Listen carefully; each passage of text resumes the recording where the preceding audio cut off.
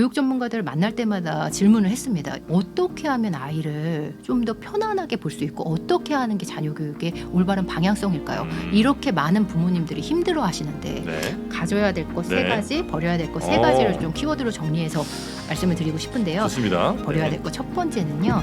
일단 부모님들이 걱정을 너무 많이 하시는 것 같아요. 전문가들은 노이로제라고도 표현을 하시더라고요. 요즘에 부모님들은 노이로제 걸린 분들이 너무 많다. 그리고 두 번째는 네. 동의로하는 거죠. 아, 나를 이 아이와 동의화시키는 거. 네. 세 번째는요. 네. 완벽입니다. 그냥 완전한 존재, 서로한테 완벽이 아니라 완전하면 좋겠다. 아, 그건 좀 의미 있는 예. 얘기네요. 아, 완벽한 아이를 만들려고 하는 게 아니고 서로 그냥 있는 그 둘이 자체가. 함께 있음으로써 그냥 그게 자체가 완전한. 네네. 그리고 20년 동안이란 주어진 시간 동안 서로 그냥 행복하게 아, 한정된 시간에. 예 같이 있다가 20년 후에는 떠날 사람. 아. 경제의 신들을 모셔서 그분들의 깊은 인사이트를 들어보는 신과 대화 시간인데요. 오늘은 아주 독특한 시간 한번 좀 가져보도록 하겠습니다. 교육, 특히 이제 자녀 교육들 하면 우리나라만큼 뜨거운 열기를 가진 나라가 쉽지는 않은 것 같습니다. 인도 정도가 아마 좀 그런 것 같고요. 중국도 뭐 좀 그렇다는 얘기를 좀 듣긴 했습니다만 우리나라만큼 또 아니라는 얘기가 많고요. 하여튼 이 교육에 정말 목매는 분들이 많은 나라가 바로 우리나라인데 과연 이 교육에 정답이 있는지 저는 없는 것 같은데 자녀 교육에 절대 공식이 있다고 주장하시는 분이 계셔서 오늘 그 교육에 관한 이야기 한번 재밌게 들어보도록 하겠습니다. 자녀 교육 절대 공식의 책을 쓰신 방종임 대기자를 모셨습니다. 어서 오십시오. 네 안녕하세요 반갑습니다. 네. 예 이렇게 소개받은 저는 17년차 교육 전문 기자이고요. 네. 그리고 언론사 교육 전문지에서 편집장을 역임하고 네네. 최근에는 많은 분들은 아마 그 교육 전문 유튜브 채널인 교육대기자 TV를 통해서 네. 저를 접하신 분들이 있으실 것 같아요. 네네네. 방종임 편집장이라고 합니다. 아유 반갑습니다. 예, 뵙게 돼서 영광입니다. 따로 제가 뭐 소개드리지 않아도 이렇게 셀프 다 해주시니까 굉장히 제가 좀 편합니다. 네, 우리 방종임 대기자님. 일단 교육 쪽 뭐 취재도 많이 하시고 네. 그쪽에 또 굉장히 많은 전문가분들도 또 알고 계실 테고 네. 교육에 대해서 정말 많은 얘기를 이제 듣고 또 쓰고 하셨을 거 아닙니까? 연구하시고. 네, 그렇죠. 네. 답이 있습니까? 정답 딱 하나의 교육 전문가들이 일괄적으로 얘기하는 한 가지의 정답은 네. 없고요. 네. 어렵다고 생각해요. 그거 하나의 정답 어렵다는 게 답이다. 말씀드리는 게 아니요. 한 가지의 정답이라고 말씀드리는 게 어려울 것 같아요. 그 대신 방향성은 좀 있을 것 같아서 방향성. 예, 방향성을 좀 나누는 시간이었으면 좋겠다라는 생각으로 하고 오늘 이 자리에 함께했습니다. 네. 일단 우리나라 엄마 아빠들이 자녀 교육에 굉장히 관심 많은 거는 팩트죠? 팩트죠. 굉장히 많으신 것 같아요. 점점 더 많아지시는 것 같아요. 다른 어느 나라랑 비교해도 굉장히 높은 편이죠, 이 정도. 네, 굉장히 큰. 왜 그렇게 상황입니다. 높습니까? 저는 부모랑 동일시하는 게 가장 큰 것 같아요. 내 뱃속에 낳다 보니까 내 아이가 나와 같은 생각으로 나의 분신으로 생각하는 분들이 굉장히 많으신 것 같아요. 나의 그래서 분신.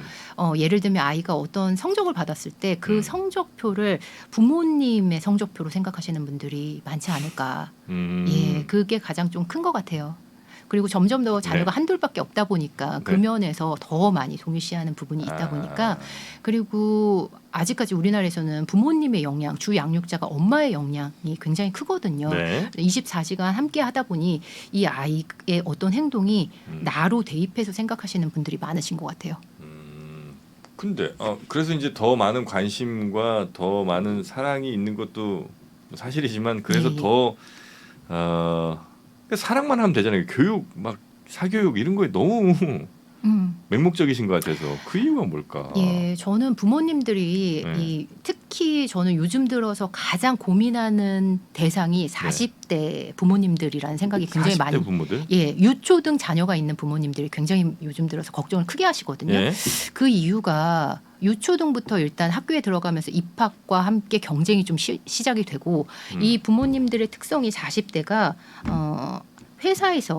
회사에서는 승진을 할 수 있을지 앞으로 더 다닐 수 있을지에 대한 압박 그리고 뭐 경제적으로는 뭐 재테크에 대한 압박, 경쟁이 부모님의 경쟁을 가장 치열하게 느끼는 세대라고 생각을 해요. 그러다 보니까 내가 이렇게 경쟁이 치열하니까 우리 아이한테만큼은 이 치열한 사회에서 네네. 조금 더 일찍부터 경쟁력을 가지면 얼마나 좋을까라는 마음이 좀 있으신 것 같아요. 당연한 생각일 수도 있고. 예. 아, 내가 이렇게 경쟁에 치열한 이 전쟁터에 놓여져 있는데 네. 우리 애들은 나보단 무기 하나라도 더 갖고 전쟁터에 나가야 되겠다 이런 예, 생각에 예. 그 무기 중에 하나라고 판단되는 그런 뭐 예를 들면 학벌이 될 수도 있는 혹은 뭐 그렇죠. 성적 이런 것들을 예. 이제 갖추기 위해서 더 노력을 하시는 거다. 여러 가지 경쟁력 중에 하나를 일찍부터 좀 채워주면 아이한테 조금 더 유리하지 않을까라는 그게 생각이 근데 있으시죠. 무기가 되기는 됩니까? 대체로? 제 생각에는 네. 예전에는 됐던 것 같아요. 예전에는 이렇게 일찍부터 준비하고 네. 명문대에 가는 코스가 행복에 가까이 가는 코스였다고 생각을 하는데 성공에 조금 더 가까이 가는. 네, 성공에 네. 조금 더 가까이 가는. 근데 요즘은 아닌 것 같아요. 그 부분을 좀 말씀을 드리고 싶어요. 그렇습니까? 예. 어떻게 달라졌죠? 사실은 요즘에 예전에는 4년제만 가도 네. 목표가 4년제가 굉장히 컸는데 네. 요즘 학령 인구가 줄어들어서 사실 4년제는 마음만 먹으면 갈 수 있는 세대가 됐고 대학교 뭐 없어진다는 얘기도 들리고요. 예, 이거는 네. 이제 거의 다 세팅값이 됐기 때문에 네. 이 정도로는 사실 경쟁력이 될 수가 없거든요. 네. 오히려 이 사회에서 이렇게 치열한 경쟁일수록 우리 아이한테만 맞는 거를 좀 찾는 게 더 방향성이 맞지 않을까. 우리 아이가 좋아하는 걸 더 발견하는데 더 노력을 한다든지. 왜냐하면 일찍부터 공부를 시키는 거는 너무 많은 분들이 그렇게 하고 계시니까요. 네네네네. 아이한테 맞는 걸 시키는 게 좋다는 건 어쩜 이제 좀 원론적이면서도 다 동의는 하지만 다들 그렇게 그렇게 생각을 가진 하시다가 네. 유아 때는 그렇게까지 생각을 하시다가 네. 초등만 되면 달라지시는 것 같아요. 입학과 함께 아, 학교에서 공부하는 아이를 보면 달라지시더라고요. 아이 친구 보고 뭐 이러면 또 네, 막 네. 저 집은 뭐 한대 뭐 예. 한대 이러면 이제 그때부터 마음이 급해지시는군요. 그렇죠. 예전에는 다른 친구랑 함께 있었을 때 네. 우리 아이만 보이거든요. 어렸을 때는. 근데 어느 네. 순간 다른 아이랑 같이 있으면 다른 아이랑 비교하시는 일들이 제 막 영어 막 쓰고 막 이러면 예. 키부터 시작해서 성적부터 시작해서 여러 가지 그리고 단점이 좀 보이기 시작하는 우리 것 아이의 같아요. 단점이 네네. 그래서 보완해 주려고 한다든지 이게 다 입학과 맞물려서 오는 경쟁에서 어떻게든 경쟁에 네네. 경쟁력을 갖게 해주시려는 부모의 마음이 아닐까 아니 싶습니다. 그러니까 예전이 아니라 요즘도 그런 것 같은데 뭐 애가 줄넘기를 못 할 수 있잖아요. 네. 근데 줄넘기 못 한다고 또 학원도 보내고 예전에 막 그랬었다면서요. 네. 수행평가가 중요해서. 와, 저는 이제 잘 이해를 이제 못하는 심리인데, 네. 근데 그런 게 여전히 저는 많이 있는 근데 모양이죠. 엄마의 입장에서 네. 공감이 되는 부분 사실은 그래요? 있어요. 네. 줄넘기 못하면 막 마음이 아픕니까? 다른 친구들보다 못하는 게 신경이 쓰이시는 거죠. 우리 아이가 거기서 자신감이 좀 떨어지지 않을까? 어쨌든 단체 생활에서 비교가 되고. 그래요. 예. 좀 죄송스럽지만 제 애가 못하는 게 진짜 많거든요. 네. 일단 낯가림이 너무 심해갖고 사람들하고 인사도 잘 못해요. 그리고 뭐 줄넘기 그런 것도 잘 못하고. 네. 근데 그런 거 보면 약간 귀엽던데 저는. 그게 이제 마음이 아프시구나 부모님 입장에서. 네. 아픈 부분도 있고 아버님으로서 그게 귀여워 보이실 수도 있고 아예 귀여움이 없다는 게 아니라 그래도 조금 보완해주고 싶어 하시는 마음이 있으신 것 같아요. 그래요? 예. 못하면 언젠가 잘하겠지. 아닌가? 이거 저는 그렇게 생각을 했으면 좋겠다는 메시지거든요. 그렇습니까? 네, 언젠가 네. 잘하는 부분이 반드시 발견돼서 그 성공을 통해서 네. 부족한 점이 누구나 부족한 점은 있을 수밖에 없잖아요. 네. 거기서 성공으로 인한 성취감을 부족한 거를 아무렇지 않게 느끼는 그 마음이 좀 필요한 것 같아요. 네. 그리고 이건 뭐 제 개인적인 생각이니까 네, 좀 네. 그렇습니다만 못하는 게 많을수록 어느 분야에서 잘하는 게 많을 가능성이 좀 있어요. 제가 판단할 때는. 그러니까 저도 이제 못하는 게 되게 많거든요.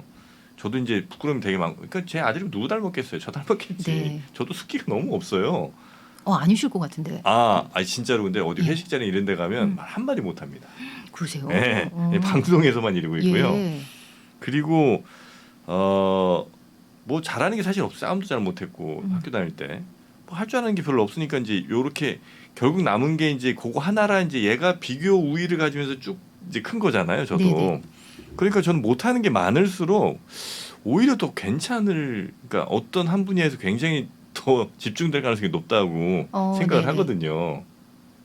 그럴 수 있죠. 예. 예, 그래서 못하는 게 많을수록 저는 이제 좋은데 부모님들은 어쨌든 뭐든지 다 잘 해놔야 나중에 뭐래도 하나 하는 데 있어서 더 무기를 가진다 이런 이제 마음들이 더 크시다 이렇게 이제 판단하면 되겠군요. 경쟁이 예전보다 훨씬 더 치열해졌다는데 포커스를 많이 두지 경쟁이 않을까. 치열해졌으니까. 네. 알겠습니다. 그러면 혹시 우리 아이들을 키우는데 네. 아이들이 자라는 데 있어서 우리 부모가 꼭 좀 가져야 될 혹은 뭐 정말 하지 않아야 될 이런 것들이 혹시 있다면 어떤 게 좀 있겠습니까? 네, 주변에서 제가 교육 전문 기자로 활동을 네. 오래 하다 보니까 질문을 정말 많이 받게 된 거예요. 그리고 힘들어하는 자녀 교육 때문에 힘들어하는 분들도 굉장히 많이 받고요. 네. 그런데 따지고 보면 우리가 교육에 대해서 어느 순간 이제 부모가 되다 보니까 교육에 대해서 공부를 하거나 제대로 듣거나 이런 기회가 많지 않지 않았나. 그래서 지금 많은 분들이 힘들어하는 이유도 그 부분에 대한 정확한 정보, 방향성을 좀 주면 좋겠다. 이렇게 힘들어하는 부모님들이 너무 많으시니까. 네. 그리고 그 정보를 예전에는 할아버지 할머니한테 들었다면 요즘에 그런 기회도 많지 않으니까요. 그래서 부모님들이 힘들어하는 부분을 네. 좀 알려드리는 방향성을 좀 제시하는 사람이 되고 싶다라는 생각을 했었어요. 왜냐하면 교육 전문가들을 저는 평소에 굉장히 많이 만날 일들이 있다 보니까 네. 제가 그분들을 만나서 질문을 하고 거기서 들은 정보를 좀 알려드리면 네. 좋지 않을까라는 생각을 했고요. 그래서 이번에 낸 책이 그 메시지를 좀 담은 네네네. 책이기도 한데요. 교육 전문가들을 만날 때마다 질문을 했습니다. 몇 년 전부터 어떻게 하면 아이를 좀 더 편안하게 볼 수 있고 어떻게 하는 게 자녀 교육의 올바른 방향성일까요? 이렇게 많은 부모님들이 힘들어 하시는데 네. 그래서 정확히 한 가지의 정답은 없었지만 어느 정도 비슷하게 나오는 키워드는 좀 있었던 것 같아요. 공통되는. 근데 그 키워드가 대부분 부모님들이 아이를 지금 너무 사랑하다 보니까 너무 많이 더해줘야 된다는 부모님들이 너무 많다를 우려하시는 것 같더라고요. 네네. 그래서 저는 좀 빼도 된다. 그리고 부모님들한테 이거를 좀 더세요라고 말씀을 좀 드리고 싶어요. 일단 아이를 사랑하는 마음은 너무 크시기 때문에 좀 내려놓으셔도 된다. 그리고 그 세 가지 방향성, 가져야 될 것 세 네. 가지, 버려야 될 것 세 가지를 좀 키워드로 정리해서 말씀을 드리고 싶은데요. 좋습니다. 예, 자녀 교육을 할 때 버려야 될 거 세 가지. 먼저 첫 버려야 번째는요. 될 거. 예, 버려야 네. 될 거 첫 번째는요. 일단 부모님들이 걱정을 너무 많이 하시는 것 같아요. 아이를 볼 때마다 태어났을 때 그 사랑스러운 마음이 어느 순간 육아부터 시작해서 학교에 가면 성적, 대입, 취업 걱정이 너무너무 끊이지 않는 것 같아요. 그리고 그 걱정이 한 번 시작되면 계속 꼬리에 걱정을 낳는군요. 맞습니다. 부정적인 생각이 났는데 저는 아이와 함께하는 순간이 영원하면 이게 큰 문제는 안 될 수도 있다고 생각을 해요. 그렇지만 아이랑 부모의 궁극적인 목적이 아이를 멋진 어른으로 성장시키는 거잖아요. 그렇죠. 아이가 천년만년 우리랑 같이 있으면 그건 너무 공포스러운 일이잖아요. 그래서 20살까지라고 한정돼 있는 시간이니까 그 시간 동안에 이렇게 걱정을 하다 보면 제가 선배 부모님들을 만나보면 하나같이 후회하시더라고요. 걱정만 하다 20년 보냈다. 20년 보냈다. 다시 돌아간다면 걱정을 좀 덜어놓을 걸. 좀 더 즐기고. 예. 그래서 부모님들이 요즘 같은 세상에 어떻게 걱정을 안 할 수가 있냐 이런 말씀도 하실 수 있지만 걱정을 하더라도 내가 좀 과잉으로 하지 않았나? 그거 어떻게 판단하죠? 내가 과잉 걱정인가? 저는 이제 저도 걱정을 해요. 네네. 그러니까 뭐 차길 다닐 때, 그러니까 걸어가다 차 사고 날까? 이런 안전에 대한 걱정 정도는 하거든요. 네네. 나로 인한 바탕인지 그 부모님들이 걱정하는 게 네. 혹시 내 욕심이 끼어 있는 걱정은 아닌지 아니면 내가 이랬기 때문에 예를 들면 부모님 중에 좀 내성적인 성향의 저요. 부모님은 아이가 학교에 가서 네. 발표 못할까 봐 걱정하시는 잘 못해요. 예, 괜찮으시잖아요. 네. 근데 그거를 걱정하시는 분들도 사실 있어요. 아까 말씀드린 걱정될 동일화. 수는 있겠더라고요. 예. 근데 내가 생각하는 게 우리 아이는 다를 수 있는데 좀 과하게 생각하진 않았나. 한 번 정도 돌아보자는 거죠. 그래서 지금 아이한테 일어나는 일들이 그냥 편하게 받아들일 수도 있는데 내가 혹시 이거를 너무 1년 후, 2년 후 너무 앞서가서 하지 않았나. 더 앞서가서 걱정들을 많이 하시니까. 네네. 이거를 전문가들은 노이로제라고도 표현을 하시더라고요. 요즘에 부모님들은 노이로제 걸린 분들이 너무 많다. 그러실 수도 있겠네요. 예, 그리고 코로나 때 소아청소년 정신과가 상담 예약이 풀로 쌓였어요.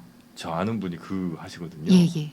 와, 대박 났습니다. 예. 왜냐하면 예전에는 그냥 네. 어디 학교에 가거나 맡겨두면서 걱정을 내려놨었는데 아이랑 24시간 함께하면서 보이는 것 쪽이 걱정이 자꾸 되는 보이는구나. 거죠. 자꾸 더 의식하는 거예요. 네. 예, 그러면서 이런 마음이 만약에 어. 학교 갔었으면 그 정도 됐었을까요 싶거든요. 그냥 아이한테 더 함께하다 보니까 더 걱정돼서 과잉으로 하는 건 좀 내려놓으셨으면 좋겠다. 지금도 충분히 잘하고 계신다라고 네. 하는 부분을 말씀드리고 싶고요. 걱정 좀 덜어놓으시라. 걱정 좀 덜어놓으시라. 네. 왜냐하면 나중에 후회하시니까. 선배 부모님들 만나봤을 때 후회하시는 분들 절대 다수였거든요. 네. 그리고 두 번째는 네. 서론에 말씀드린 동의로하는 거죠. 아 나를 이 아이와 동의화시키는 거. 네. 내가 아이와 나 거의 뭐 분신같이 생각하시는 거죠. 뭐, 또 나 닮고 그러면 약간 좀 그런 느낌이 있긴 있더라고요. 그래서 저는 의식적으로 다른 면을 찾아요. 아이의 나랑 다른 점. 네네네. 그래요. 얘는 이런 면이 있네. 그래서 저랑 똑같이 생각하면 저한테 일어난 일이 아이한테도 당연히 일어날 거라고 생각을 하는 경우도 있고 저를 바탕으로 생각하지 않아야 되는 게 아이랑 일단 저는 다르잖아요. 그거를 인정하고 시작을 해야 될 것 같고 그렇게 인정하지 않으면 아이를 둘러싼 환경이 지금의 저로 생각을 하는 것 같아요. 부모 입장에서 아이가 살아갈 환경은 10년 후, 20년 후가 될 텐데 지금 백그라운드에 저 부모로 판단하는 그렇죠. 경우들이 많은 것 같아요. 그럼 안 맞지. 안 맞죠. 예, 현실적이지 않죠. 저는 약간 좀 문제 혹은 뭐 좀 걱정 저보다 이제 아내가 좀 걱정을 하거든요. 그 걱정의 이유를 이제 그 동일시 비슷한 걸로 찾긴 해요. 예를 들면 애가 친구가 없어요. 네네. 근데 저도 없거든요. 네. 나 닮아서 없겠지 뭐. 이렇게 이제 동일시라고 해야 되나? 하여튼 나랑 닮은 점을 보면서 얘의 문제가 나로부터 갔겠구나. 만약 문제라면 나랑 닮아서 뭐 그런 거겠지. 이런 생각은 이제 하긴 합니다. 그렇게 거기서 끝나면 너무 베스트 케이스죠. 그렇습니까? 근데 대부분은 나랑 닮아서 이러네. 근데 이거 어떻게 바꿀까 이런 까지 나가시는구나. 예, 내가 힘들었던 부분을 떠올리면서 어떻게 바꿔주지? 이렇게 되는 거죠. 그래요. 예. 하여튼 나랑 동일시하는 게 결국은 하여튼 아이한테도 약간 스트레스로 작용할 수가 있겠네요. 그렇죠. 네. 자, 두 가지 지금 말씀해 주셨고요. 마지막 세 번째는요. 네. 완벽입니다.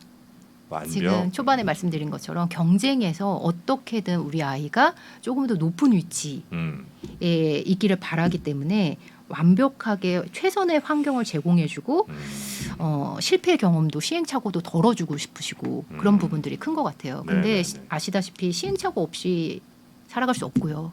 완벽이라는 게 살면서 있을 수가 없잖아요. 그런 부분에서 좀 내려놓자. 근데 요즘에 그 부분은 제가 우려되는 말씀으로 유초등 부모님들이 유아 발달 검사라는 게 요즘 트렌드예요. 굉장히 많은 분들이 하시는데 유아 발달 검사가 어떤 거냐면 예전에는 아이가 정상적인 발달을 하지 못했을 때 우려돼서 소아청소년 정신과 발달센터 등 통해서 검사를 하는 건데 우리 아이 발달 기질이라든지 뭐 언어 지능이 높은지 어떤 부분이 높은지 떨어지는지 이런 거를 하신다면 요즘에는 아이의 성향을 일찍부터 파악해서 단점을 보완해 주시려고 많이 하시는 거예요. 그것도 이제 줄이 서 있습니다. 그런 게 또 있어요? 예. 성향을 미리 파악을 한다고요? 부족한 부분을 어떻게든 보완해 주시려고요. 그 파악이 돼요? 되긴 하죠. 근데 그것도 만약에 언어 지능이 낮다 이렇게 하면 언어 지능 어떤 문제도 언어 지능 때문에 생각을 하시는 거죠. 프레임이. 만약에 언어 지능이 낮게 나왔어 우리 아이가. 그럼 언어 지능이 어떤 일이 뭐 친구랑 싸웠다 하면 언어 지능이 낮아서 싸운 거 아니야? 이렇게 프레임을 짤 수도 있기 때문에 그래요? 되도록이면 벗어나서 완벽하지 않아도 된다. 예, 부담을 좀 덜어놓으시라. 이거 뭐 워낙 다양한 케이스가 있으니까 일반화할 수는 없는 얘기인데 제가 이제 전에 만났던 이제 여사친이 있습니다. 네. 이 친구가 말이 너무 많아서 이제 아마 뭐 변호사 뭐 이런 거 아마 하는 친구였는데 말이 너무 많아서 이제 못 만나게 됐어요. 근데 이 친구가 5살 때까지 말을 한마디도 못했던 친구거든요. 자라는 과정 중에 어찌 보면 이거 발달 문제 있는 거 아니야? 이렇게 생각하실 수도 있는데 5살이면 사실 말 한참 하고도 남아있어야 되잖아요. 근데 5살 때까지 거의 말 한마디도 못했대요. 예. 그러다 이제 터지기 시작하면서 한도 끝도 없이 말이 엄청 많아진 거니까 보통 사람들이 한 두세 배를 말을 하는 사람이니까 너무 진짜 이거 걱정이랑도 좀 연결이 돼 있는 것 같긴 맞아요. 한데 예, 앞서서 네, 그렇게 기다려 주시면 좋을 것 네. 같아요. 그리고 그 말씀 들으니까 아인슈타인이 그랬거든요. 4살 때까지 말을 못했어요. 아 그래요? 예. 그리고 머리가 딴 사람에 비해서 2배나 커가지고 일반 부모님이었으면 굉장히 걱정을 했겠지만 결국에 아인슈타인이 되잖아요. 기다려주니까. 네. 아 여러분이 걱정한 일이 그렇게 일어나지 않는다는 거. 그렇게 일어나지 않습니다. 그래서 덜어놓으실 거 많이 덜어놓으시고 아. 지금도 충분히 잘하고 계신다는 말씀 드리고 네, 싶더라고요. 네. 예. 걱정 덜어놓으시고 나랑 너무 동일시화해서 좀 압력 주는 거 그거 네, 좀 네. 덜어내시고 완벽한 건 있을 수도 없고 예. 있을 수 없죠. 뭐 그 방향 조금 더 좋은 방향으로 가려고 하는 그 욕심이야 뭐 어쩔 수 없겠습니다만 완벽이란 거 절대 그런 욕심을 좀 덜어놓으셔야 네, 네. 예, 나도 아이도 편하다. 네. 그리고 완벽한 틀이 있으면 거기에 어떻게든 끼우려고 하잖아요. 근데 그냥 그 아이랑 부모 그냥 완전한 존재 서로한테 완벽이 아니라 완전하면 좋겠다. 아, 그건 좀 의미 있는 예. 얘기네요. 아, 완벽한 아이를 만들려고 하는 게 아니고 서로 그냥 있는 그 둘이 자체가. 함께 있음으로써 그냥 그게 자체가 완전한. 네네. 그리고 20년 동안이란 주어진 시간 동안 서로 그냥 행복하게 아, 한정된 시간에. 예 같이 있다가 20년 후에는 떠날 사람 아, 떠날 사람을 생각하면 슬프지 않나요? 저는 다시 보이더라고요 저희 아이가. 아 그래요. 예 그래서 얼마 한 10년 남으신 거네요. 10년 남았습니다. 10년 남으신 거잖아요. 저도 선생님도. 뭐 첫째는 그렇죠. 네. 아, 그래서 그거를 잊지 않으려고 아니면 자꾸 감정적으로 대하고 저의 욕심이 자꾸 끼는 거예요. 네네네. 그래서 냉장고에 붙여놨어요. 포스트잇에 뜨겁게 사랑할 시간 첫째 10년. 그거를 볼 때마다 아이한테 그렇지 10년밖에 안 남았지 다시 보자 워워하자. 네. 난 지금도 충분히 멋진 부모고 멋진 아이다. 한 3, 4년 정도 지나시면 아마 달라질까요? 10년이 왜 이렇게 긴가 빨리 좀 가라 임마 이런 마음이 드실 수도 있으나 뭐 그건 아직 예예. 모르니까요. 그럼 다시 3년 후에 다시 나와서 말씀드리겠습니다. 네, 중2 때쯤 한번 어떻게 되는지 한번 보시고요. 그러겠습니다. 자, 그리고 이제 우리 부모들이 조금 덜어내야 될 거 3가지를 이렇게 짚어주셨고, 예, 그다음에 꼭 가져야 되는 거 가져야 될 거 첫 번째는 네. 믿음인데 신뢰라고 표현하고 싶어요. 신뢰. 신뢰. 저는 학생들을 인터뷰할 일들이 굉장히 많은데요. 이렇게 얘기를 하더라고요. 우리 부모님이 나를 안 믿는 것 같아요.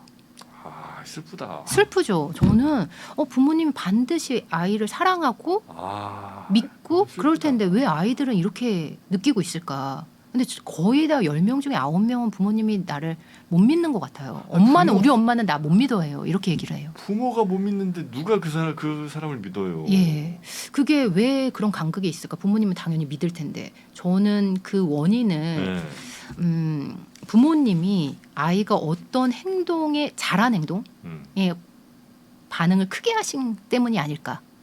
예를 들면 잘한 행동에 반응을 크게 해서 성적을 잘 받았을 때 칭찬을 하거나 자꾸 그런 일이 쌓이다 보면 어떤 전제 조건에 의해서 나는 믿음을 받고 사랑을 받는 존재로 아이들이 인식을 하지 않을까 그런 생각이 들었어요. 성적 잘 나와야 예쁨 받고 뭐 칭찬을 받을 일을 해야지 부모님이 믿고 그리고 그럴 수 있겠네요. 그렇기도 하고 부모님들이 본인이 아이를 믿는다는 표현을 생각보다 안 하세요? 그렇게 깊은 대화를 안 하는 부모님들도 많으시기 때문에 좀 더 표현을 해야지 아이니까요.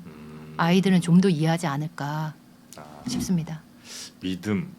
믿음을 아이에게 상호 신뢰, 믿음. 근데 대부분 부모님들이 믿잖아요. 믿으면서도 이제 한편으로 걱정되는 게 약간 의심처럼 야 너 네네. 진짜 뭐 잘했어? 뭐 네. 그런 거 있잖아요. 그러니까 대부분 대화를 보면요.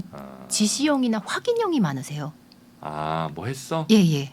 그러니까 하지 않았으면 부모님이 나를 어떻게 생각할까? 아이 입장에서는 계속 생각을 하는 거죠. 의식적으로. 네네네. 이게 쌓이다 보면 부모님이 나를 믿나?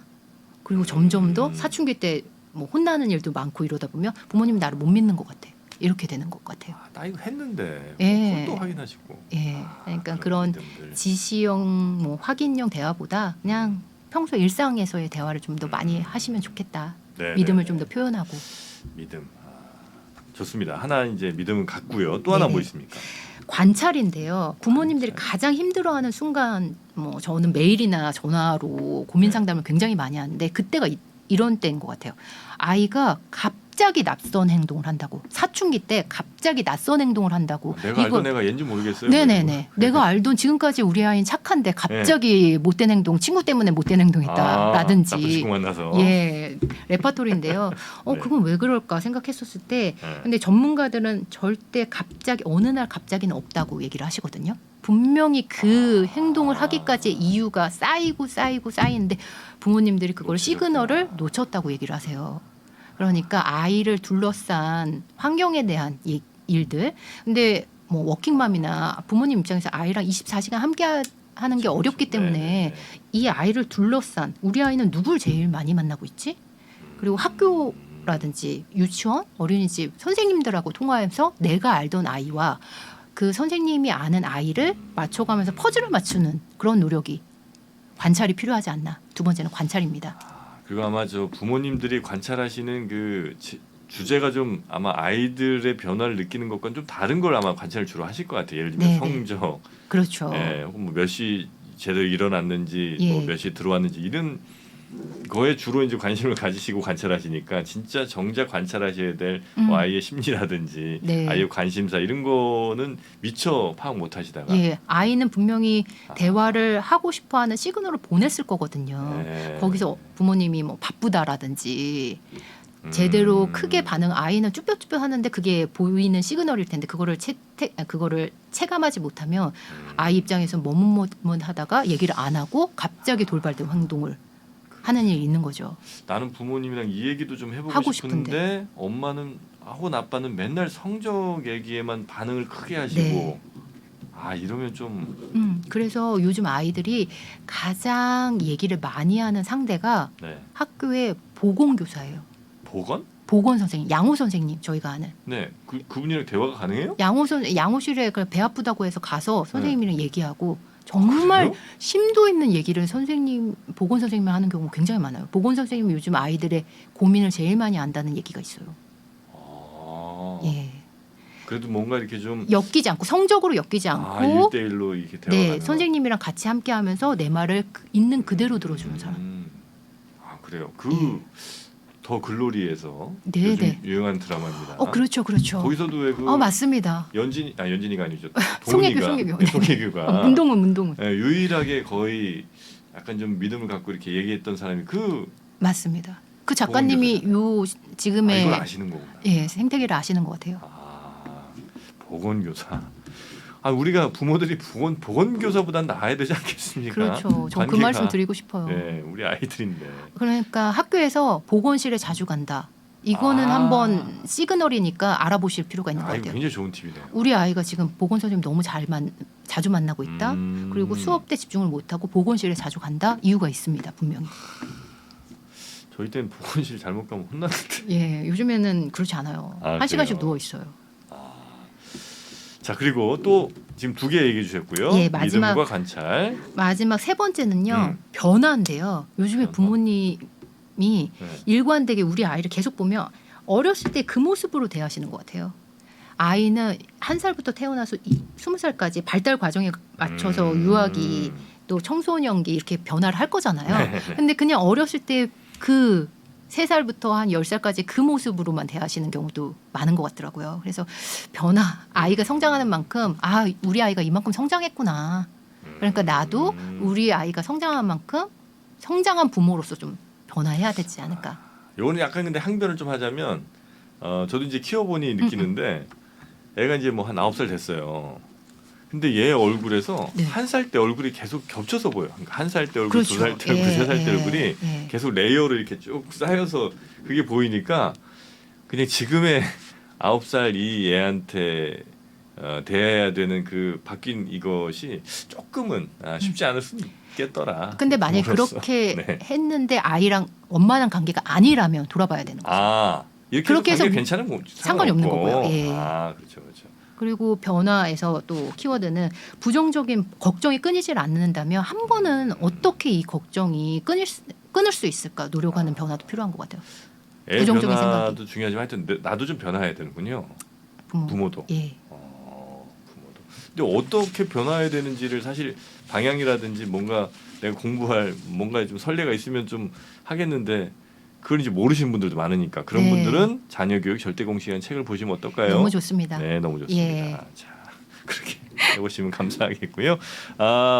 우리나라 부모님들 꼭 가져야 될, 혹은 버려야 될, 혹은 줄여야 될 세 가지 네네. 이렇게 정리해 주셨는데 네네. 역시 뭐 우리나라 교육 얘기하면 제일 빼놓을 수가 없는 그 사교육 얘기. 요건 좀 키워드. 잠깐 짚고 넘어가야 되지 않을까 싶은데 네. 지금도 사교육 시장이 만만치 않죠? 점점 커지죠. 더 커졌어요? 한두 명밖에 자녀가 없는데도 점점 커지는 것 같아요. 해마다 사교육비는 부담이- 기하급수적으로 늘고 있습니다.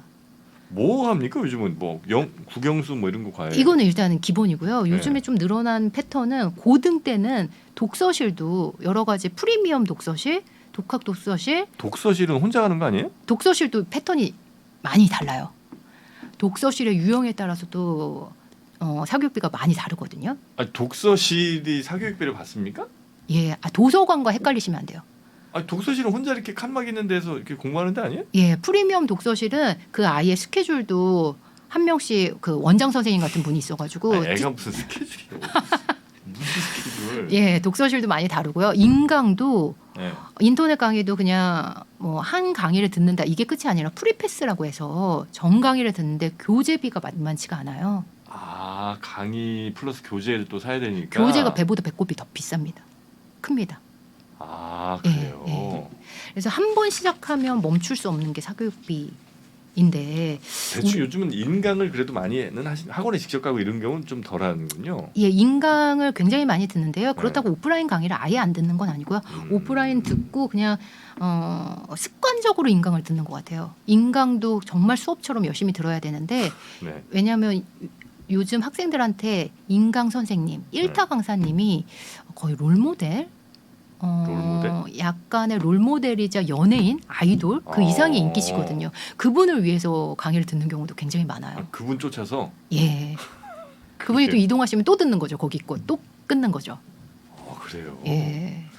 아니 학교에서 뭐 안 가르칩니까? 학교에서도 가르치죠. 학교에서 뭐 이렇게 딴걸 많이 해요? 그러니까요. 그거를 좀 분별을 하셔야 되는데 저는 네. 사교육비가 우리나라에서 그 사교육비가 갖는 의미는 단순한 교육비가 아닌 것 같아요. 그냥 부모님들이 네. 다른 소비 지출과는 좀 다른 패턴으로 보이시는 것 같은데 일단은 주변에서 하니까 일단 시키자가 굉장히 크신 것 같고 식비처럼 좀 고정 비용이라고 생각을 하시는 것 같아요. 가변 비용이 아니라. 우리 식구 어려워도 줄일 수 있는 이런 게 아니고 무조건 나가야 되는 거다. 예, 왜냐하면 주변에서 다닌다고 하니까. 근데 주변에서 다닌다고 하는 부분이 있지만 여기에 대해서 그렇다고 합리적으로 이 아웃풋을 느끼고 있는 부모님들 정말 소수이신 것 같아요. 그렇겠죠. 대부분은 그냥 남들이 하니까 심리적으로 불안하니까 이게 그 보고서에도 나오고 있거든요. 예를 들면 한국교육개발원에서 지난 5월에 발표한 그 교육에 대한 국민의식과 미래교육 정책의 방향에 대한 보고서에 따르면 다들 부담된다는 비율이 굉장히 계속 해마다 늘고 있어요. 얼마나 쓰시는지 혹시 조사되는 게 있나요? 네, 이 작년 기준으로 1인당 36만 7천 원. 자녀 1인당이에요? 가족 아빠 1인당이에요? 1인당 월평균 학생이요. 학생 1인당? 예, 월평균 사교육비가 36만 7천 원인데요. 저희는 다 알고 있죠. 이건 평균에 불과하고 실제로는 훨씬 더 많이 쓴다는 것을 알고 거의 있죠. 안 하는 분들 뭐 저저리 빼고 하면 그렇죠. 실제로는 제 생각에 한 50에서 100만 원 정도는 쓰시는 것 같아요. 학생 1인당? 예. 그 애가 둘이면 더 늘어나는 거죠. 100에서 200은 그냥 나가는 거예요? 고정적으로? 그렇죠. 한 가족에서 월 평균이 뭐 500만 원이다. 그러면 첫째랑 둘째랑 50만 원씩만 따져도 이 집에서는 월 소득 20% 이상을 사교육비로 쓰고 있는 현실인 거죠. 그러면 뭐 고정비 빼고 다른 거 다 하면 재테크 저축은 거의 어려운 상황이거든요. 사교육비를 스스로 버는 학생들은 거의 없는 거죠? 거의 없죠. 절대적으로 부모님입니다. 야. 예, 근데 이게 너무 오래된 것 같아요. 그래요? 예, 사교육비를 쓰는 거를 주변에서 하니까 나도 한다. 불안해서 하니까. 그래서 다른 소비 패턴하고는 너무너무 다르게 사교육비를 쓰시는 것 같더라고요. 근데 저는 사교육비는 지금은 좀 달라져야 된다고 생각해요. 한번 다시 보고 중하위권은 제가 공부 잘하는 친구들 보면 네. 학원을 이용하거든요. 근데 중하위권은 성적을 그냥 하는 것 같아요. 아 맹목적으로 그냥 예, 예. 누구나 가는 거니까 그냥 다니는 거군요. 예, 사교육의 아웃풋 정말 효과가 나는지 이걸 한번 살펴보고 왜냐하면 그렇지 않으면 노후 자금 당겨서 해주거나 아니면 사교육 때문에 아르바이트 하시는 어머님들도 굉장히 아 많거든요. 엄마가 아르바이트를 해요? 예. 그런 현상들이 너무 많이 나타나고 있죠. 그러면 내 꿈이나 나 부모님의 입장에서는 그냥 희생이거든요. 근데 희생이 쌓이다 보면 기대치가 커질 수밖에 없고 언젠가는 아이한테 폭발하는 시기가 오는데 대부분 그게 고2, 3이에요. 쌓이다가 너무 힘들어지고 경제적으로 압박도 있고 그러면 고2, 3 때 그렇게 쌓이는 걸 폭발하면 엄마랑 관계가 당연히 안 되죠. 아이 입장에서도 공부에 대한 프레셔가 가장 큰 시기니까 그때 많은 가정에서 더 갈등이 폭발하는 시기인 것 같아요. 내가 너 잘 되라고 이렇게 내가 알바까지 해가면서 네. 학원비 냈는데 너는 이 시간에 그래 임마 딴 데 땡땡이 치고 있어 이제 이렇게 하면 네. 누가 해달라고 그랬어 엄마 나는 뭐 이런 시각 네. 되는 거군요. 그래서 적어도 불안하니까 하자. 이거는 좀 내려놓으셔야 될 것 같아요. 왜냐하면 요즘에 우리 때랑 너무 다른 게 사실 마음만 먹으면 누구나 4년제에 갈 수 있는 세상이 됐거든요. 거기서 물론 인서울에 대한 1위부터 10위까지의 대학에 대한 네임밸류는 앞으로도 계속 될 겁니다. 근데 그게 아니라 그냥 맹목적으로 지금은 맹목적으로 쓰고 있거든요. 그냥 옆집이 하니까. 저는 이제 약간 요거에 대한 나름의 이제 정해놓은 앞으로 못 지킬 가능성도 있습니다만 네네. 지금 정해놓은 이제 네네. 마음 원칙 같은 건 뭐냐면 애가 한 달 이상 졸으면 시켜는 준다 거든요. 왜냐면 적어도 한 달 졸을 정도면 지가 정말 하고 싶은 거겠죠. 요 정도 이제 생각이에요. 안 졸으면 안 한다 정도예요. 지금까지 이제 갖고 있는 생각은 예를 들어서 뭐 피아노 학원이든 혹은 뭐 영어 수학 학원이 지가 하다가 부족함이 생겨서 느껴서 이건 좀 학원에서라도 좀 배워야 될 것 같습니다, 아빠. 그러면 이제 한 번 더 생각해보고 한 달 내내 졸으면 오케이. 이 정도 생각 갖고 있습니다. 네. 요건 어떻습니까? 졸으면 하는 건 너무 바람직한 건데요. 대부분은 부모님이 시키잖아요.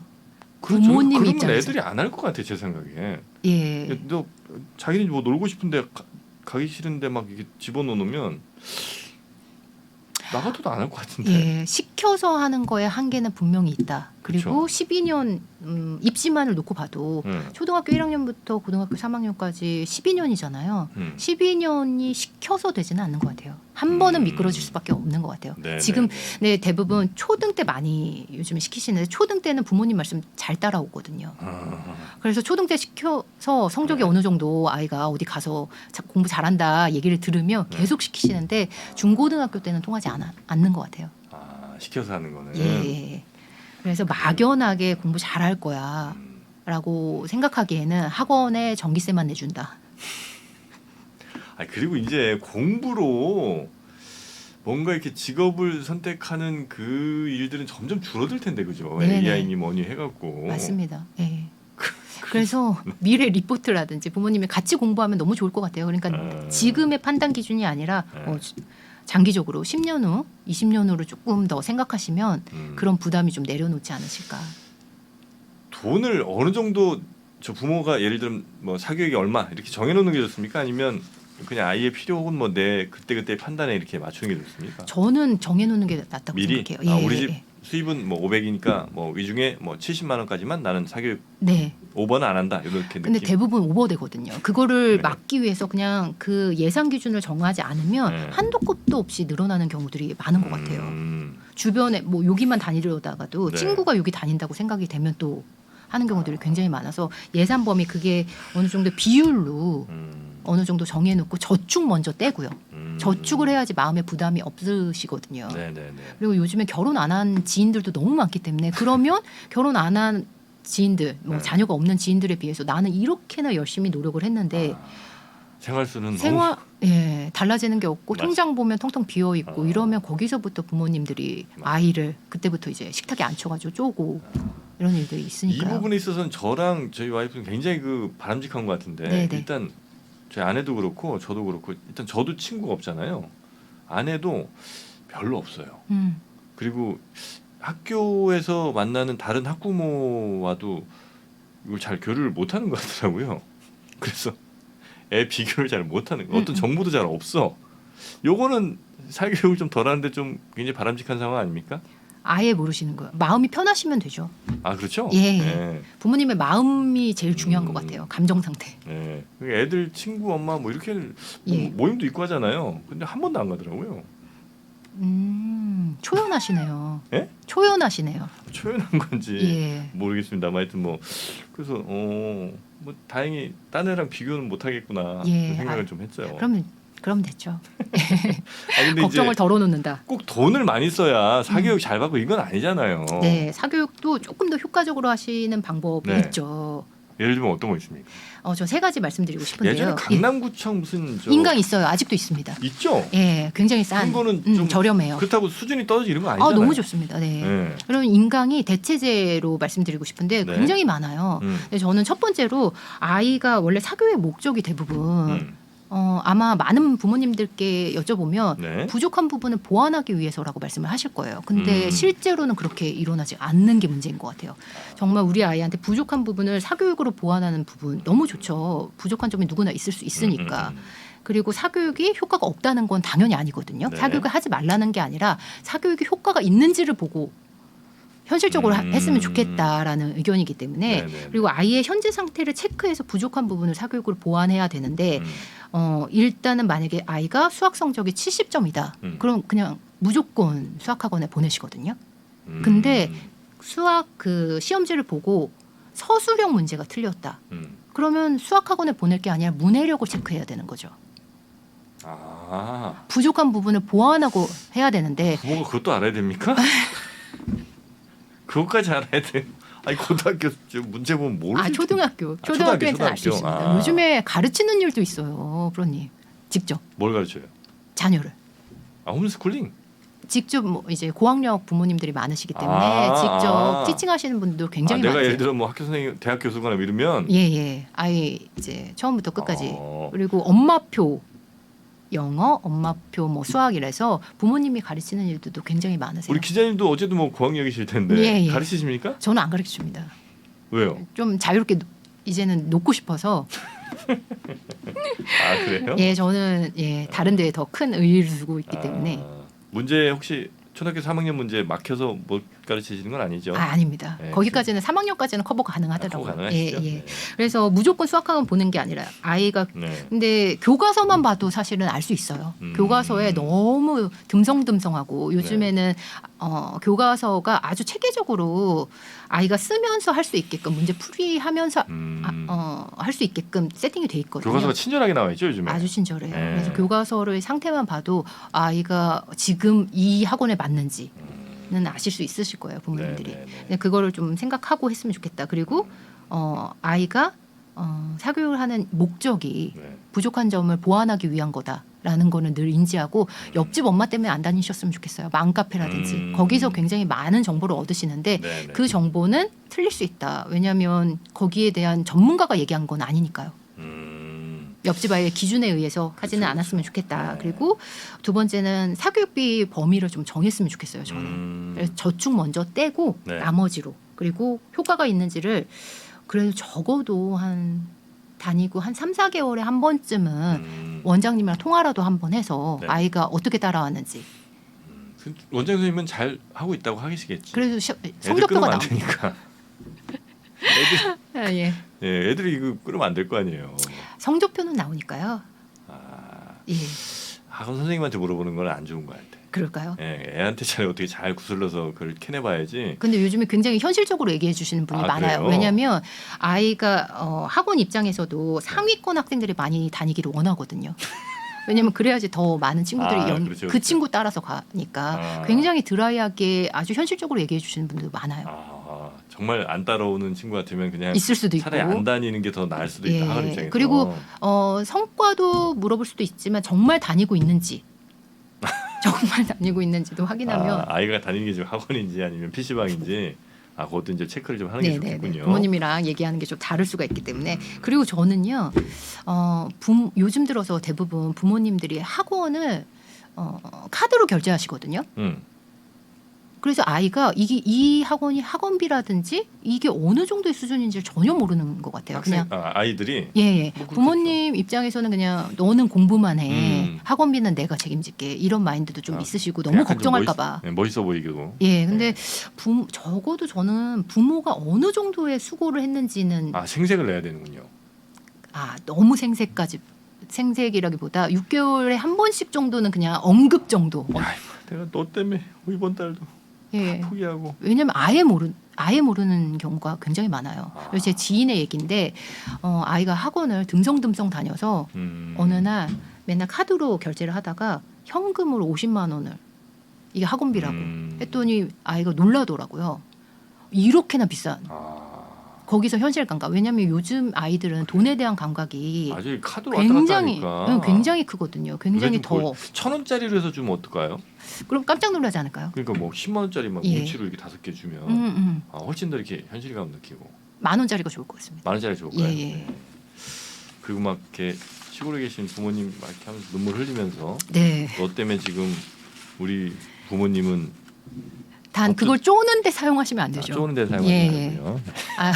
왜냐하면 이 비용만큼 아이가 지금 효과를 못 누릴 수도 있기 때문에 다른 방법이 있는지를 체크하기 위해서 확인하는 차원이지. 이만큼 50만 원을 했으니까 너 50만 원 뽕 뽑고 와. 뭐 이렇게 해서는 일일이 다 기록해놓고 아이한테 나중에 청구하는 거.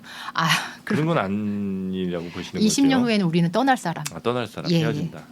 그렇게 했으면 좋겠고요. 세 번째는 말씀하신 것처럼 강남구청 인강이라든지 대체제를 활용할 수 있는 요즘에 툴들이 너무 많습니다. 그래요? 학원을 굳이 활용하지 않아도 예를 들면 청소년 지자체에서 청소년 센터에서 할 수 있는 뭐 예체능 프로그램이라든지 지자체에서 많이 하시더라 진짜. 굉장히 보니까. 많이 해요. 네. 예. 근데 안 가더라고 애들이. 그걸 알아볼 시간이 없다고 생각하는데 마음만 먹으면 굉장히 품질이 맞아요. 좋아요. 오히려 뭐 마치 이건 뭐 적절한 비유인지 모르겠습니다만 민영 혹은 사설 어린이집보다 구청에서 하는 어린이집이 훨씬 인기가 많은 것처럼 정말 시설도 잘 돼 있고 정말 잘 돼 있어요. 한 번 간 친구들이 그래서 계속 응모를 해요. 물론 사전에 다 예약제 형태이긴 하지만 한 번 가면 계속 가는 것처럼 맞습니다. 질이 굉장히 좋거든요. 그래서 인강이라든지 지자체에서 하는 것들은 또 다른 학교 친구들도 만날 수 있지 않습니까? 예. 여자친구라든지 뭐 이렇게. 거기서 또 너무 시간을 보내면 안 될 텐데요. 그때 또 연애 좀 많이 해야죠. 10대 연애하는 언제 합니까?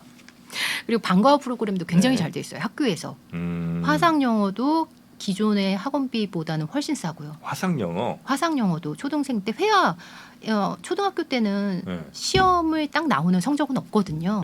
성적이 나오지 않기 때문에 그때는 뭐 회화라든지 조금 더 성적과 초연하게 다양한 활동을 할 수 있으니까 그때 화상 영어로 해서 회화 실력을 높인다든지. 선생님이 누가 좀 봐주시나요? 아니면 그냥 혼자 이렇게 뭐 화상 보고 이렇게 연습하는 거예요? 그 프로그램마다 많이 다릅니다. 달라요. 예. 뭐 EBS도 너무 잘 돼 있고요. 무료로 할 수 있는 마음만 먹으면 사실 너무 잘 돼 있는 게 많아요. 너무 많은 게 문제인 것 너무 같아요. 많은 게 문제인 것 같습니다. 저도요. 예. 그리고 누가 이렇게 보양식 맨날 이렇게 뭐 어쩌고 얘기하는데 안 먹는 게 보양식이라고 요즘 같은 시절은. 왜냐면 먹을 게 너무 많으니까 좀 한 끼라도 굶는 게 보양이지. 네, 근데 그런 정보를 대부분 인프라가 쌓인 서울에서는 많이 활용하는데 지역에서는 몰라서 못하는 경우도 많기 때문에 그 부분은 활용을 좀 해보시면 좋을 것 같아요. EBS라든지 EBS 학교 지자체. 인강을 좀 활용한다든지. 그렇게 활용하면서 너무 사교육 쪽에 올인하다가 본인들의 삶을 피폐하게 만드는 그런 우를 범치는 말았으면 좋겠다. 네. 그리고 인강에 대해서 부모님들 중에서 오해를 하시는 경우들도 많은데요. 인강을 컴퓨터로 공부하는 게 되겠어? 이런 생각들도 하시는 것 같아요. 근데 인강이 요즘 굉장히 효과적으로 잘 나온 경우도 너무 많고 뭐 맛보기 강의라든지 피드백도 철저히 하고 줌 수업 때 코로나 때 줌으로 했었는데요. 그때 효과적으로 대응하지 못하는 친구들이 되게 많았는데요. 인강을 좀 적극적으로 활용했던 친구들은 잘 적응한 경우도 있었거든요. 요즘 시대에는 이게 하나의 공부법일 수도 있다. 마음을 좀 열어놓으시면 좋을 것 같아요. 현실적인 질문 하나만 좀 드리겠습니다. 인강을 보면 저희 뭐 예전에도 그랬던 것 같습니다만 왜 이성적 매력이 높은 선생님들께 더 잘 보이고 싶어서 혹은 뭐 더 멋져 보이니까 더 열심히 하는 경우들이 있잖아요. 예를 들어서 영어 선생님 진짜 멋있으면 막 갑자기 영어 성적 오르고 뭐 이런 경우 있잖아요. 그렇게 인강을 혹시 신청하는 친구들이 있다고 한다면 그걸 막을 일은 아닙니까? 그건 좀 기피해야 될까요? 그래서 지금 인기 있는 선생님들이 계속 인기가 있는 것 같아요. 아, 저는 그걸 적극 활용했으면 좋겠어요. 그리고 그렇습니까? 예, 그냥 근데 선생님이 인강을 자꾸 막 이렇게 막 옷이 좀 너무 이렇게 야해진다든지 이런 아직 그 정도 선은 그 지키고 정도는 있기 아닙니까? 때문에. 네. 네. 그리고 Q&A라든지 그냥 네. 마냥 인강을 듣는 게 문제인데 음. 그렇게 관심이라도 있으면 어쨌든 한 번이라도 적극적으로 뭘 더 하는구나. 예, 집중하게 되잖아요. 아. 사실 인강이 상호 피드백이 없다는 부분이 가장 단점인데 네. 그래도 관심이 있으면 보완이 될 수 있다고 음. 생각해요. 아, 그러네요. 예. 혹시 자녀분들이 뭐 너무 인강에 빠져 있더라도 그거 너무 저하시지 말고 네. 예, 그냥 귀엽게, 듣는 게 문제죠. 그냥 듣는 게. 귀엽게 봐주시면 좋겠습니다.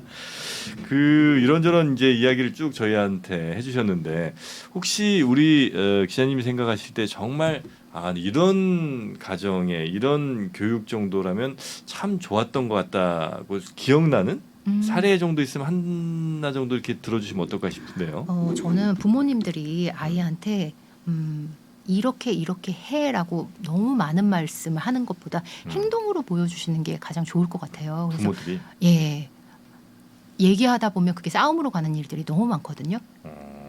만약에 스마트폰을 사용하는 걸 원치 않아, 아이가 너무 스마트폰에 빠져 있어. 그러면 부모님이 사실 안 쓰는 게 가장 큰 예, 방법이거든요. 안 예, 보면 못 견디는데. 밤에 그 시간만큼만. 10시까지 10시 이후에는 안 쓰기로 했다. 그러면은 연기라도 해서 화장실 가서 보시는 거죠. 몰래. 예. 그렇게 아이가 아예 모르는 거 아니거든요. 근데 부모가 저렇게 노력하는구나. 거기서 일단 그거라도 괜찮다. 예, 돌아서는 경우들이 굉장히 많은 것 같아요. 그리고 제가 인상 깊었던 사례는요. 초등학교 때까지 바둑을 두고 공부를 전혀 안 했던 친구가 있었는데 이 친구를 서울대 공대에 합격해서 제가 인터뷰를 했는데 초등학교 때까지는 정말 공부를 안 했다고 하더라고요. 선행도 전혀 안 하고. 언제쯤 사람입니까 이 사람은? 지금 제가 1년 전에 인터뷰를 했던 한 친구고 그럼 지금 아주 나이가 많은 분은 아니군요. 예, 한 27 정도, 26, 그래요? 27. 예, 서울대 공대 졸업한 이제 막 졸업한 친구인데요. 바둑. 초등학교 때까지는 바둑을 두고 선행을 전혀 안 하고 요즘에는 선행을 굉장히 일찍부터 많이 하는 경우들이 많은데요. 근데 이 친구가 어느 날 그 전까지만 해도 그 전날까지만 해도 부모님이랑 집에서 개그 콘서트 보고 텔레비전 같이 보고 같이 웃으면서 이렇게 있었던 친구인데 하도 공부를 안 하니까 부모님이 걱정되는 마음이 있으셨나 봐요. 그래서 어느 날 집에 갔는데 거실에 TV가 없어진 거예요. 그리고 그냥 아무 일도 없이 그 자리에 거실에서 부모님이 책을 보고 있으셨대요. 네. 그랬더니 이 아이도 아들이었는데 남자아이인데 그냥 그게 맞는 줄 알고 책을 읽었다고 하더라고요. 뭐 특별히 뭐 너 오늘부터 책 읽어야 돼. 너 하루에 저 이틀에 한 권씩 읽어야 돼. 이런 것도 아니고. 그게 투머치. 그냥 부모님이 그냥 행동을 보여주는 게 가장 빠른 효과인 것 같아요. 그리고 만약에 이 친구가 나중에 그렇게 해서 그때부터 책을 봐서 잘 공부 습관이 잡혀서 잘 된 친구인데 이 친구가 그런 말을 하더라고요. 만약에 그때 그 거실에 있던 TV를 안방에 가져가서 부모님들끼리만 텔레비전을 봤다면 공부를 안 했을 것 같다고 하더라고요. 근데 아예 그냥 없애니까. 예, 부모님이 이렇게 노력을 하시는구나. 그게 가장 크게 네네네. 바뀔 수 있는 방법이 아닐까. 어렵죠. 스마트폰 이걸 어떻게 한번 좀 숨겨볼까? 책 속에 한번 이렇게 숨겨서 이렇게 보면 어떨까 싶은데. 예, 걸리지만 않으시면 걸리지만 좋겠습니다. 않으면, 예. 심플한 인터뷰 노트 이렇게 좀 보면서 톡톡톡톡 이렇게 두드리는 모습. 걸리지만 않으면 되겠다. 부모님이 요즘 들어서 노력이 좀 필요한 것 같아요. 그런 부분에서. 예. 책 많이 읽는 게 좋긴 좋은 거죠? 아닌가? 책이요, 독서요. 네, 그럼요. 책은 좋은 거죠? 예, 경험을 할 수 있는 툴이니까요. 하여튼 뭐 선행학습 이런 게 중요한 게 아니고 부모님이 먼저 보여주시고 그리고 너무 걱정하지 않으시고. 네. 그리고 걱정하지 않으려면 저는 교육 정보를 부모님이 좀 어느 정도는 공부하는 노력이 좀 필요하다는 생각인데요. 왜냐하면 사교육을 하는 이유 중에 결정적인 것도 교육 정보를 알려고 하는 부분이 사교육을 통해서 교육 정보를 접하는 일들이 너무 많다 보니까 음. 그것 때문에 교육 정보 얻으려고 사교육을 하는 일들이 너무 많아요.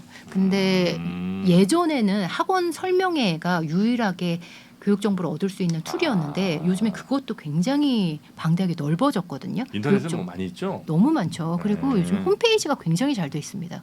그래서 첫 번째는 원저를 좀 확인하셔서 뭐 교육부라든지 교육청 홈페이지라든지 대학 홈페이지에는 예전에 깜깜이다, 정보가 없어서 깜깜이다 이런 비판을 좀 타개하기 위해서 굉장히 많이 노력해서 써머리된 자료들 보도 자료도 예전에 기자들한테만 제공됐다면 누구나 보실 수 있게 열려 있거든요. 네네. 이런 부분을 직접 다운받으셔서 보면 어렵지 않게 굉장히 설명이 잘 돼 있어요. 그런 부분을 알면 사교육에 좀 휘둘리지 않고 네네. 그래도 관심을 좀 두면 이런 휘둘리는 마음보다 마음이 좀 덜어지지 않을까 불안한 마음이 네네네. 생각을 합니다. 예전에 그 돼지 엄마인가요? 맞나요? 그, 네네. 그 사교육 정보 꽉 잡고 계신. 네네. 그 어머님을 향해서 많은 어머님들이 따라가는 예, 그것도 이렇게 뭐 1대 돼지 엄마, 2대 돼지 엄마 이렇게 또 있다면서요. 네 학군지에는 있죠. 네. 이제 그런 것들도 너무 이렇게 따라가실 필요 없이 네. 여러분이 적극적으로 얼마든지 찾고자 하면 이제 찾으실 수 있으니까. 찾고자 하면 정말 다양하게 네. 요즘에 많이 있습니다. 그리고 오히려 그 사교육에서는 똑같은 팩트도 이거를 왜곡하는 경우들이 사실 있어요. 예를 들면 논술 전형, 논술을 봐서 대학에 가는 논술 전형이 점점 줄어들고 있거든요. 네. 근데 이거를 사교육에서는 논술 학원이다. 음. 경쟁이 치열해지니까 일찍부터 준비해라. 이런 식으로 아. 푸는 거죠. 아. 그럼 휘둘리지 않으려면 이걸 알아야 되는 거죠. 이게 어떤 의미인지. 아예 틀린 말은 아닐 수도 있지만 네네. 사실은 그 트렌드가 그걸 지향한 게 아닌데. 네네. 그리고 논술 전형을 잘 보기 위해서는 수능 점수가 더 중요하거든요. 아. 수능으로 한번 커트라인 하고 네. 논술을 보니까 아. 그런 의미 맥락을 좀 파악하고 만약에 초등 부모님 좀 음. 아직 데이트까지 좀 남았다 네네네. 하면 너무 이렇게 일찍부터 하실 필요는 없고 그냥 연예 뉴스 보듯이 교육에 그냥 이런 게 있구나. 우리 아이가 학년에 해당하는 키워드만 가지고 이것만 공부하셔도 충분해요. 아, 그래요. 근데 그것도 옆집 엄마나 다른 사교육에서 얻으려고 하시다 보니까 왜곡된 방향으로 접근이 되는데 네. 내가 조금 알아보면 훨씬 더 정확한 정보를 알 수 있다. 근데 아마 부모님들의 불안감은 그거 같아요. 내가 알아본 게 이게 맞는지를 맞는지. 검증을 하고 싶은데. 그래서 원저를 확인하셔야 돼요. 원저를. 그 맥락을 알기 위해서는. 그리고 이대로 하면 잘 되는지 또 사례를 확인하고 싶으니까 또 그건 또 사례를 확인하려면 그 옆에 있는 엄마를 또 물어봐야 되니까. 근데 사례는 확인해야 네. 된다는 마음을 좀 내려놓으셔야 그러니까, 되는 게 네. 옆집 아이가 아니잖아요. 그러니까요. 걔랑 똑같이 한다고 얘가 똑같은 아웃풋이 나오면 똑같이 해도 되지만 네. 아니니까 그죠. 예, 입시가 제가 17년 있으면서 느낀 거는 카더라가 너무 많습니다. 카더라가 너무 많아요. 맞아요. 그리고 그렇게 한 번에 큰 변화는 아니지만 우리나라는 작게 계속 변하는 것 같아요. 그러니까 관심은 반드시 두시기는 네. 하셔야 됩니다. 그렇게 한 십몇 년 이렇게 고생하시고 나서 너무 허탈하실 것 같아. 난 애들 얘를 뭐 대학 뭐 좋은데 갔든 어쨌든 뭐 끝나고 나면 난 너무 허탈하실 것 같은데. 네. 그렇게 모든 하얗게 불태우고 나시면. 네네. 그리고 네. 노후 자금까지 사교육비로 다 쏟으시면 네네. 예, 그 일을 좀 막았으면 좋겠어요. 여러분의 행복이 결국 여러분이 행복해야 사실 여러분의 자녀분들도 행복한 거니까요. 여러분의 행복을 포기하고 애 어떻게든 하겠다. 이거는 저는 조금 예전 생각 아닌가 생각을 좀 하게 됩니다. 네네. 네, 알겠습니다. 오늘 교육에 대해서 우리 방종임 기자님과 함께 이야기를 좀 나눠봤는데 오늘 나누셨던 이야기 또 조금 더 궁금한 내용이 있으면요. 자녀교육 절대공식이라는 책을 통해서 더 확인하실 수도 있겠고요. 또 책값 아깝다 이러면 이제 서점 가셔서 그냥 보셔도 됩니다. 네, 서서 이렇게 필요한 부분만 골라보셔도. 예, 바람이 있다면 제가 교육 전문 채널을 운영하니까요. 많이 놀러와 주셨으면 좋겠습니다. 교육에 대해서 좀 더 예.